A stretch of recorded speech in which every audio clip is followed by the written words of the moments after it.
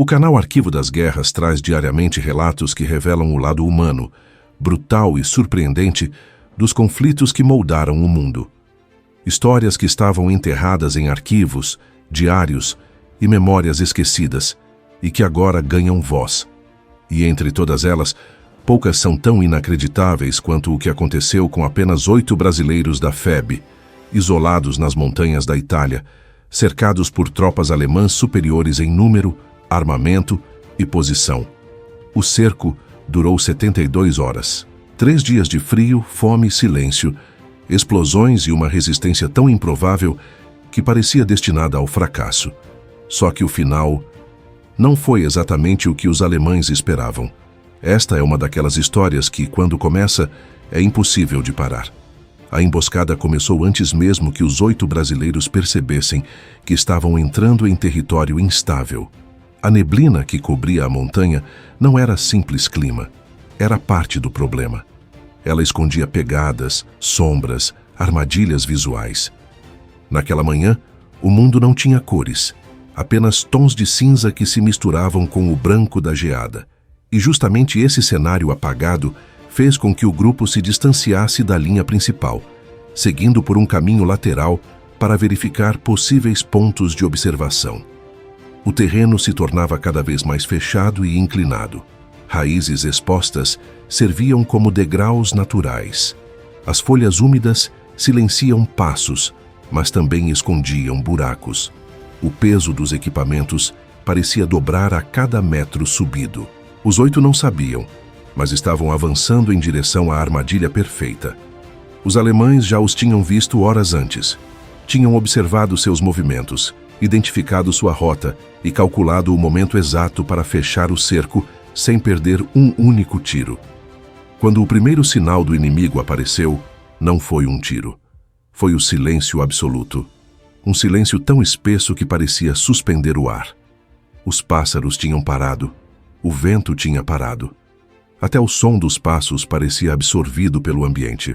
Era o silêncio típico de unidades alemãs experientes, acostumadas a fazer do silêncio uma arma antes do ataque. E naquele instante, os 8 brasileiros perceberam que algo estava errado. Profundamente errado, mas não havia mais retorno. A movimentação inimiga começou com passos sincronizados, contornando a encosta. As sombras surgiam entre as árvores, dividindo-se em pares, abrindo espaço, formando o semicírculo clássico de cerco.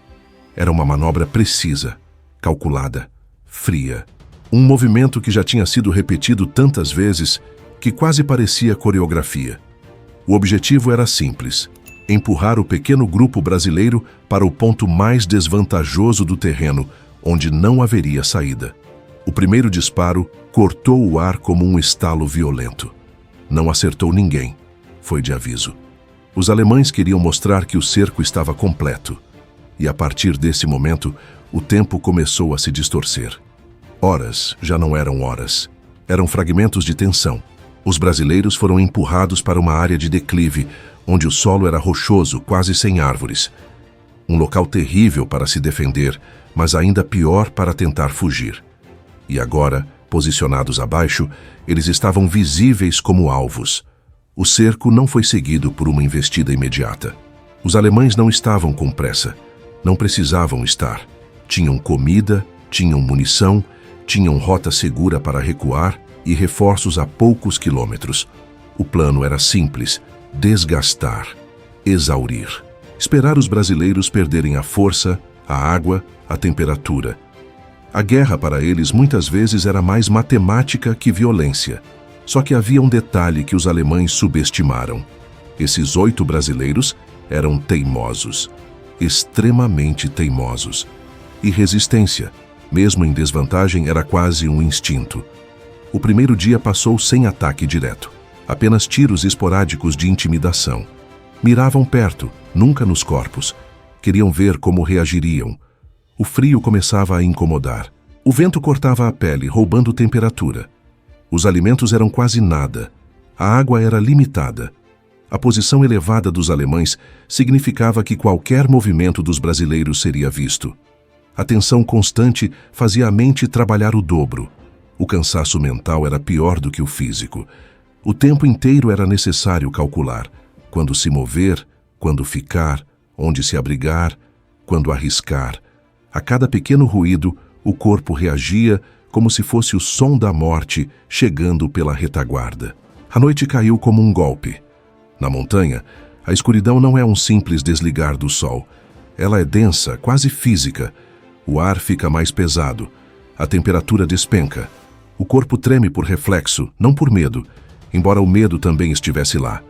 Um medo silencioso, disciplinado, que não se manifesta em pânico, mas em vigília incessante. Os alemães acenderam lanternas distantes, apenas para mostrar que ainda estavam lá. Era uma forma de controle psicológico. Somos mais, temos mais, e estamos esperando. O segundo dia começou antes de o sol nascer. O frio acordou antes de todos. Doía nos ossos, nas juntas, nos pés. Os músculos ficavam rígidos. Era necessário movimento para manter a circulação, mas movimento significava exposição. Era um dilema constante. Os alemães, agora confortáveis com o cerco estabelecido, começaram a testar a resistência brasileira com rajadas curtas de fogo automático. Não para acertar, mas para medir o tempo de reação. Cada disparo alemão era uma pergunta. Quanto tempo vocês aguentam? E os 8 brasileiros respondiam sem dizer palavra, mais do que vocês pensam. Mesmo assim, o desgaste era inevitável. O estômago parecia encolher. A boca secava, a cabeça começava a pesar. O corpo sentia a fome mais como fraqueza do que dor. O frio se tornava parte da pele e a vibração constante dos músculos era involuntária. No fim do segundo dia, os alemães finalmente decidiram avançar um pouco. Não era o ataque final, era mais um aperto no cerco. Eles desceram alguns metros, consolidando uma posição ainda mais dominante e reduzindo o raio de fuga. Agora, os brasileiros estavam praticamente encurralados numa depressão do terreno, cercados por 3 lados. A única saída possível era justamente o lado menos acessível, um penhasco com descida irregular e perigosa. Eles estavam presos, ou pelo menos era isso que os alemães acreditavam. A madrugada entre o segundo e o terceiro dia não parecia uma transição natural do tempo. Era como se a escuridão tivesse se tornado mais espessa, mais fria, mais densa do que nas noites anteriores. A cada hora que passava, o desgaste se acumulava como um peso invisível sobre os ombros dos brasileiros. O corpo humano não foi feito para permanecer imóvel, em alerta absoluto, sob frio constante, fome crescente e ameaça contínua. Mas ali, naquela depressão congelada da montanha, a resistência já não era apenas física. Era quase uma obstinação coletiva. A neve começava a engrossar, cobrindo rastros, folhas e pequenas pedras com uma camada fina, mas traiçoeira. O som dela ao tocar o chão era suave, mas para quem estava no cerco era quase ensurdecedor. Aquele som significava que a mobilidade, já limitada, se tornaria pior.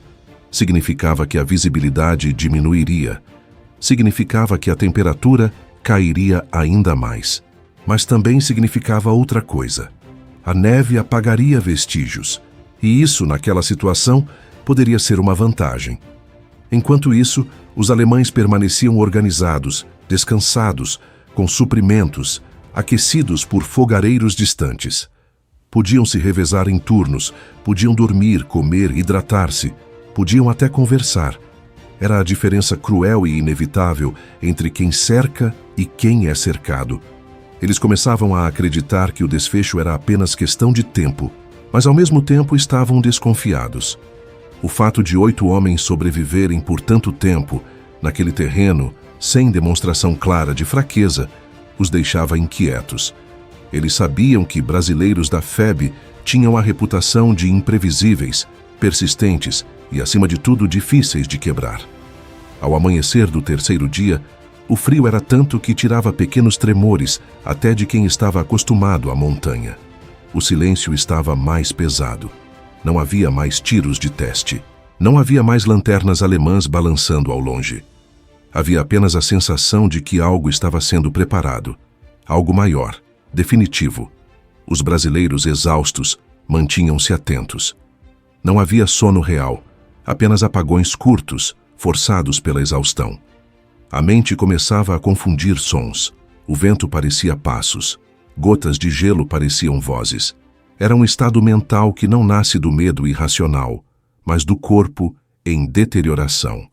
Os alemães iniciaram o movimento de aproximação ao meio da manhã. Avançaram em formação metódica, tomando cada pedaço de terreno como se desenhassem um mapa vivo. Eram experientes, frios, calculistas. Estavam confiantes de que os brasileiros não teriam como resistir. E, de fato, à primeira vista, parecia que aquela era a hora final. O som das botas descendo pela encosta ecoava com clareza. Não eram muitos passos. Eram passos escolhidos, posicionados para cercar por completo. Os brasileiros analisaram rapidamente. Estavam encurralados entre fogo inimigo e um declive perigoso. Qualquer erro poderia significar uma queda fatal ou um disparo certeiro dos alemães. A situação parecia sem saída, mas foi justamente nessa falta de saída que surgiu a única alternativa possível: transformar o desespero em estratégia. Enquanto os alemães desciam lentamente, diminuindo a distância, a neve continuava a cair. Isso dificultava a visibilidade, mas também amortecia sons. O cenário havia se tornado um tabuleiro, onde cada detalhe podia ser usado a favor. E os brasileiros sabiam que, se esperassem mais, seriam pegos sem chance de reação. Então, precisaram agir antes que o cerco se fechasse completamente. Eles começaram a se movimentar de forma tão lenta que quase não parecia movimento. O posicionamento era o foco. Aproveitar as rochas, o relevo, os poucos pontos de sombra, esconder silhuetas, camuflar-se com a neve. Não buscavam atacar. Buscavam o momento certo para inverter, nem que fosse por segundos a vantagem do inimigo. A proximidade inimiga era evidente. O som das armas alemãs sendo destravadas ecoou como um anúncio claro. O ataque final se aproximava. Eles pretendiam descer em semicírculo, pressionar os brasileiros ao penhasco e forçar rendição ou eliminação. Mas, exatamente quando os alemães iniciaram o avanço sincronizado, algo inesperado aconteceu. A encosta, coberta por neve acumulada e solo instável, cedeu parcialmente. Não foi um deslizamento grande o suficiente para causar danos, mas foi suficiente para quebrar a formação alemã, obrigando-os a abrir distância entre si, ajustar posições e interromper a coordenação meticulosa que vinham mantendo. Esse fragmento de segundo, esse caos mínimo, era exatamente o tipo de brecha que soldados cercados esperam, mesmo sem saber se o corpo terá força para aproveitá-la. E os brasileiros aproveitaram. Com movimentos rápidos, precisos e quase silenciosos, eles se deslocaram lateralmente, ganhando terreno em direção ao único ponto que ainda oferecia sombra, cobertura e elevação suficiente para torná-los alvos mais difíceis. Não era fuga, era manobra. Uma manobra arriscada, mas calculada dentro do contexto impossível em que se encontravam. Os alemães perceberam tarde. Quando retomaram formação, os brasileiros já estavam reposicionados, não em vantagem, mas em melhor condição de responder. E agora, algo fundamental havia mudado. Os alemães já não sabiam exatamente onde cada um dos 8 estava. Essa perda de controle, mesmo que mínima, foi o início da virada. Ao tentar ajustar o cerco novamente, os alemães cometeram o primeiro erro tático. Avançaram rápido demais em um terreno que eles mesmos sabiam ser instável. Alguns tropeçaram, outros escorregaram. O barulho expôs posições. E nesse tipo de conflito, um deslize simples transforma-se em multiplicador de oportunidades. Os brasileiros, escondidos entre as rochas, reconheceram os sons e entenderam que aquele era o momento de contra-atacar. Não para vencer, mas para desestruturar ainda mais o cerco. E então, pela primeira vez em quase 48 horas, o silêncio da montanha foi quebrado por um disparo brasileiro. O disparo, único e preciso, não foi feito para eliminar. Foi feito para interromper, para quebrar o ritmo do avanço alemão, forçar hesitação, criar dúvida. E funcionou. O eco da bala se espalhou pelas árvores, pelas rochas, pelos desníveis da montanha, provocando a impressão de que havia mais de um atirador, talvez até uma posição maior de defesa. Os alemães, treinados para responder a ameaças invisíveis, imediatamente congelaram. Esse congelamento momentâneo era tudo o que os 8 brasileiros precisavam. Eles não tinham vantagem numérica, nem logística, nem técnica. O que tinham era conhecimento do improviso, um instinto natural de sobrevivência e a capacidade de tomar decisões sob pressão extrema sem hesitação. E naquele instante, enquanto a neve continuava a cair suavemente e os alemães reajustavam suas posições, os brasileiros passaram para a segunda etapa da única estratégia possível: confundir. Não podiam vencer o cerco pela força, não podiam romper pela frente, mas podiam fazer os alemães acreditarem que o grupo brasileiro era maior, mais disperso, mais preparado.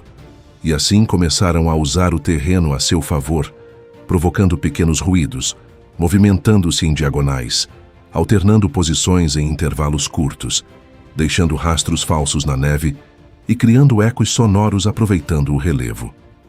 Cada mínima ação tinha um único objetivo: fazer parecer que havia mais sombras escondidas entre as pedras do que realmente existia.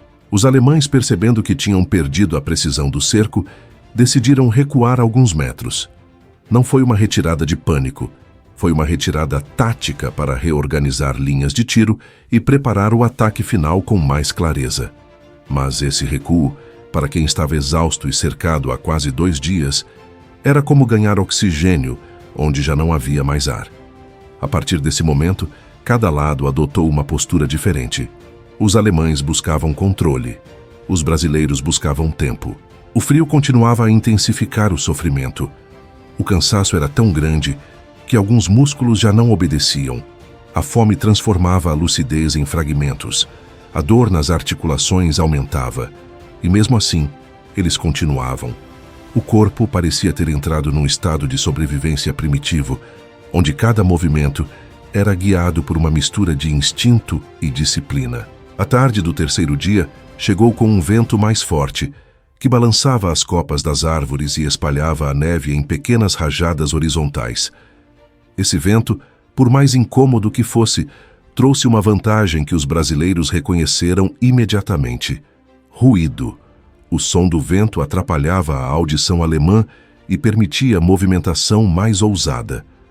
Foi nesse intervalo, durante uma rajada particularmente forte, que os brasileiros iniciaram outra manobra arriscada: ganhar altura. O único ponto da encosta que os alemães ainda não tinham fechado completamente era o lado mais íngreme, aquele que parecia impraticável. Mas em terreno montanhoso, aquilo que parece impossível a um exército organizado pode ser uma saída para quem não tem outra escolha. Os 8 começaram a escalar lateralmente, apoiando-se em raízes, fendas, galhos congelados. Não era fuga, era reposicionamento para quebrar a linha visual do inimigo. A ascensão era lenta e dolorosa. Cada movimento precisava ser calculado. A neve acumulada tornava tudo escorregadio. O risco de queda era real.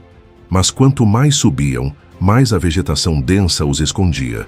E quanto mais desapareciam entre os galhos, mais os alemães sentiam a necessidade de avançar, temendo que perdessem o contato visual por completo. Esse avanço apressado, precipitado pela incerteza, foi o segundo erro tático alemão. Eles avançaram em grupos estreitos, tentando se reorganizar enquanto acompanhavam possíveis rastros na neve. Mas rastros que pareciam claros eram muitas vezes pegadas, deixadas propositalmente ou ampliadas pelo vento. Os brasileiros tinham transformado cada passo em engano, cada marca em distração. A partir desse momento, o cerco deixou de ser uma manobra perfeita e passou a ser um labirinto desconfortável. Os alemães, antes confiantes, agora se dividiam para tentar localizar o grupo com precisão. Essa divisão reduzia a força concentrada e criava espaços nos flancos. Os brasileiros perceberam. Mesmo exaustos, ainda tinham a clareza tática suficiente para enxergar o que estava acontecendo. Os alemães estavam perdendo a coesão. Não completamente, não de forma óbvia, mas o bastante para abrir oportunidades. O terceiro dia avançava, e com ele crescia a tensão. Os brasileiros, escondidos entre vegetação mais fechada, observaram silenciosamente o reposicionamento inimigo. O cerco estava se apertando mais uma vez, mas havia um detalhe crucial. Agora, os alemães não tinham certeza da quantidade exata de oponentes. Essa dúvida, pequena mas significativa, começou a corroer a confiança deles. Se os brasileiros estavam mais altos, invisíveis, com posições alternadas, e se um único tiro já havia causado dúvida horas antes, quantos seriam realmente? 8, 12, 20? Esse tipo de questionamento, na mente de soldados experientes, pode ser tão perigoso quanto o próprio inimigo. A tarde começou a dar lugar ao entardecer, e a luz enfraquecida criava padrões de sombra que enganavam a visão.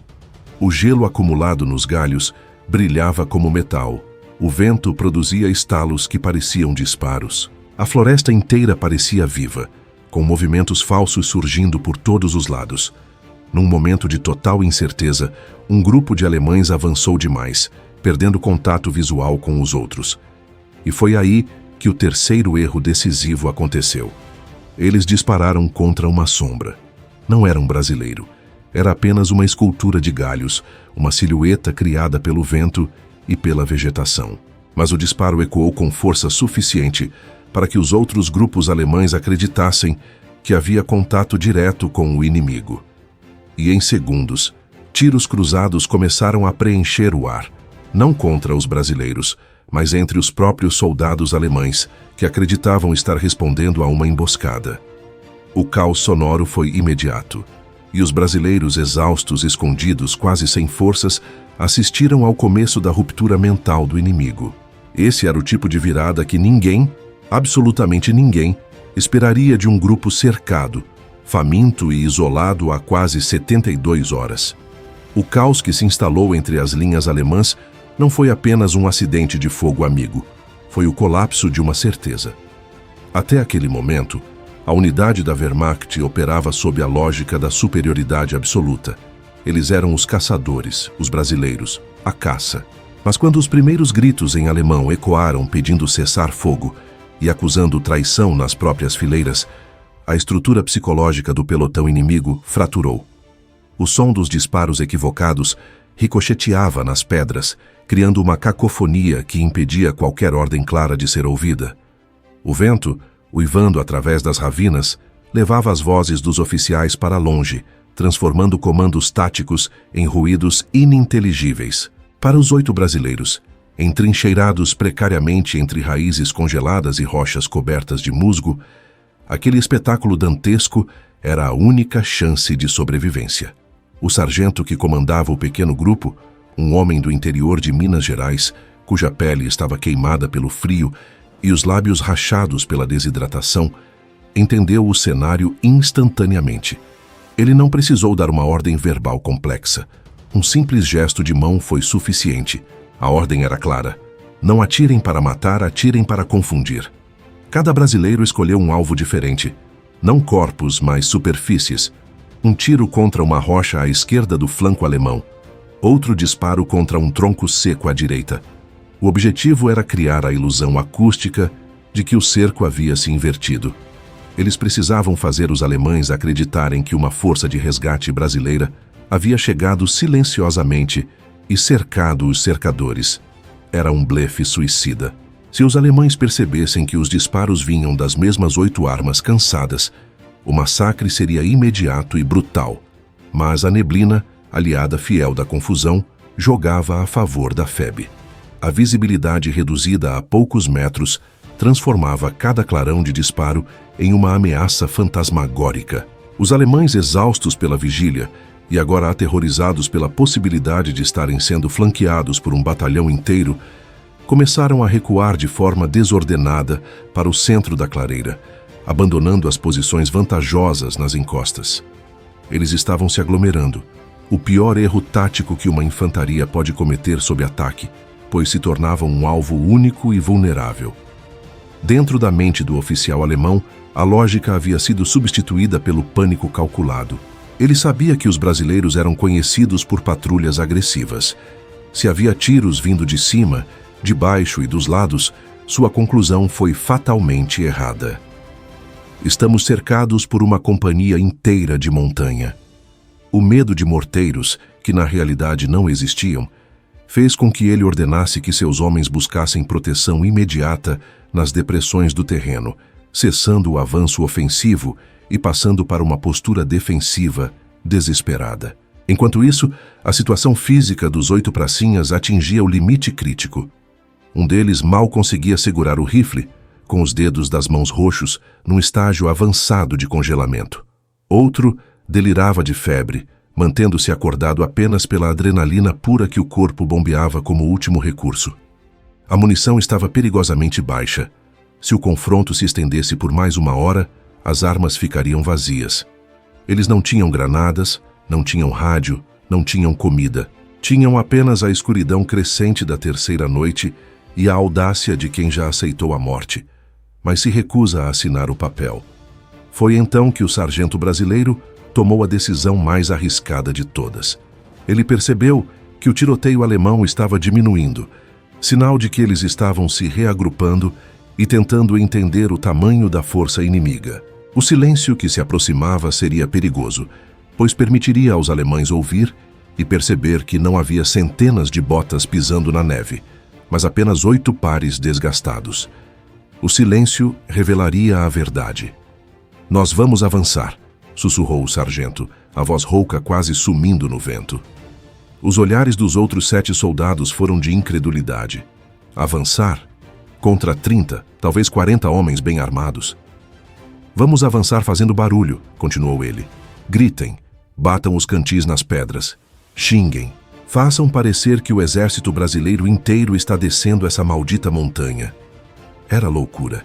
Era o tipo de plano que não consta em manuais militares, mas nasce no desespero das trincheiras. Eles se espalharam o máximo que puderam, criando uma linha horizontal fictícia, mantendo cerca de 10 metros entre cada um. Ao sinal do sargento, o inferno sonoro começou. Os 8 homens começaram a gritar comandos para pelotões imaginários. "Primeiro grupo, flanco direito. Segundo grupo, preparem granadas. Terceiro grupo, baioneta." Eles batiam coronhas nas árvores, chutavam pedras soltas para causar avalanches sonoras e disparavam suas últimas munições em rajadas curtas e violentas. A montanha, que age como uma caixa de ressonância natural, amplificou o som. Para os alemães lá embaixo, encolhidos na neve e já psicologicamente abalados pelo fogo amigo anterior, aquilo soou como o rugido de uma onda humana prestes a varrê-los do mapa. A barreira da língua ajudava. Os gritos em português, agressivos e ininteligíveis para os alemães, soavam como a fúria de centenas de homens. O oficial alemão, convencido de que a resistência era inútil contra uma força tão numerosa e temendo a aniquilação total de seus homens por artilharia ou morteiros, tomou a decisão que mudaria o destino daquela noite. Ele não podia ver os inimigos, mas podia ouvi-los por toda parte.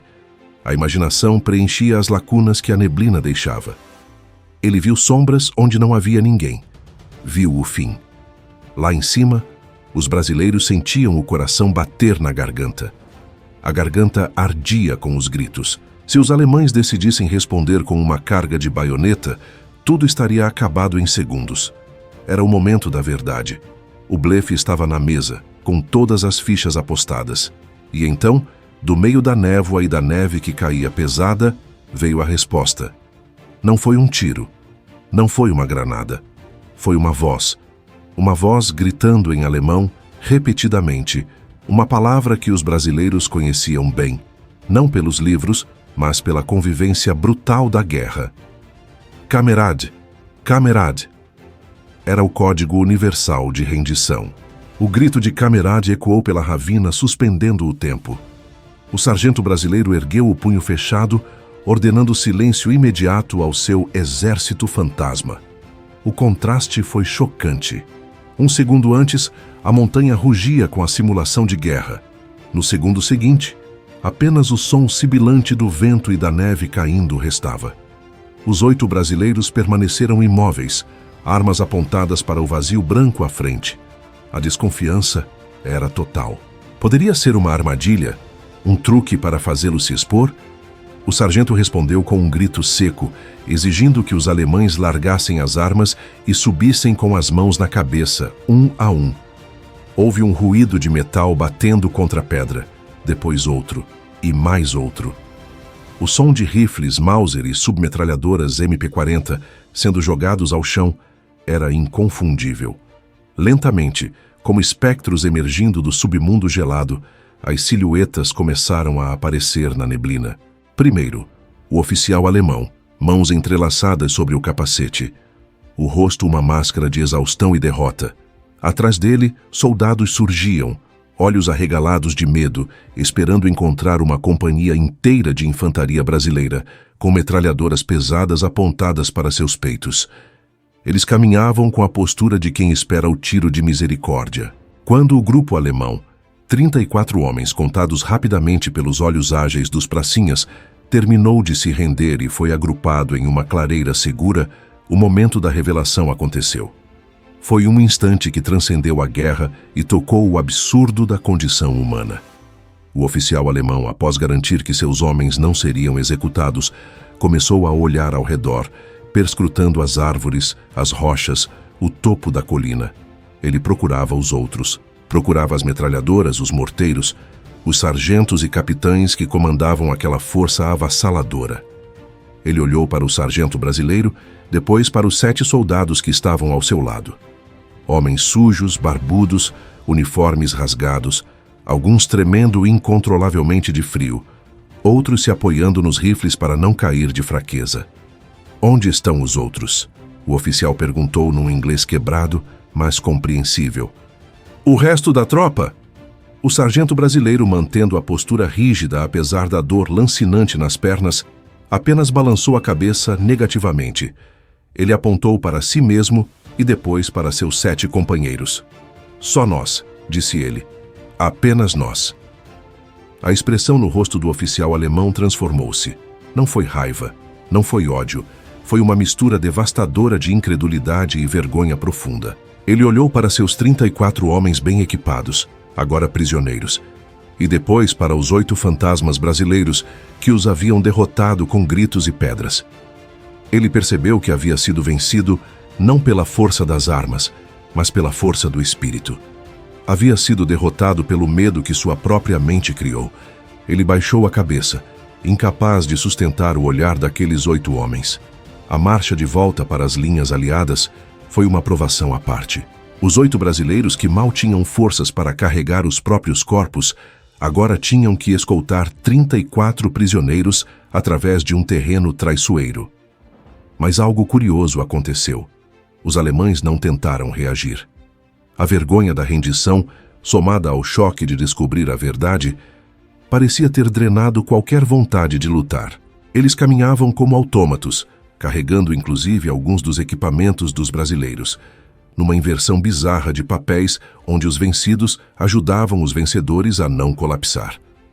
Quando finalmente chegaram ao posto avançado da FEB, quase 12 horas depois, a cena causou comoção. Sentinelas correram para chamar os oficiais superiores. Ninguém acreditava no que via. 8 homens, dados como mortos ou desaparecidos em ação há 3 dias, emergiam da neblina conduzindo um pelotão inimigo inteiro. Não houve festa imediata. Havia apenas a urgência médica. Os 8 foram levados para tendas aquecidas, suas botas cortadas para tratar os pés inchados e negros de frio. Comeram sopa quente com as mãos trêmulas, incapazes de falar sobre o que tinha acontecido. O sargento, antes de desabar num sono profundo que duraria quase 20 horas, entregou seu relatório verbal ao capitão. Foi curto, sem heroísmo exagerado, sem adjetivos, apenas os fatos. Mas a história correu pelas trincheiras. Os 8 do morro, como ficaram conhecidos por um breve período, tornaram-se uma lenda sussurrada entre os pracinhas. Dizia-se que eles tinham pacto com a montanha, que tinham aprendido a falar a língua dos ventos. No entanto, como tantas histórias da FEB, o tempo tratou de cobri-la com a mesma neblina que cobria a Itália naquele inverno de 1944. O episódio foi arquivado em relatórios burocráticos, classificado apenas como captura de patrulha inimiga. Os detalhes: o cerco de 72 horas, o frio, a fome, o blefe sonoro, a rendição psicológica, foram guardados apenas na memória daqueles que viveram. Para os alemães capturados, restou o campo de prisioneiros e a memória amarga de terem sido vencidos por 8 homens. Para os brasileiros, restou a vida. Eles voltaram para casa, para Minas, para o Rio, para São Paulo, tornaram-se pais, avós, funcionários públicos, fazendeiros. Muitos nunca contaram essa história nem para as próprias famílias, talvez porque, no conforto quente do Brasil tropical, aquela noite gelada na Itália parecesse apenas um pesadelo distante. Mas lá nas montanhas, se você prestar atenção, o vento ainda sopra diferente. E a história nos lembra que, na guerra, a matemática dos números muitas vezes perde para a geometria imprevisível da coragem humana. Este foi mais um relato resgatado pelo Arquivo das Guerras, porque enquanto houver memória, nenhum soldado morre de verdade.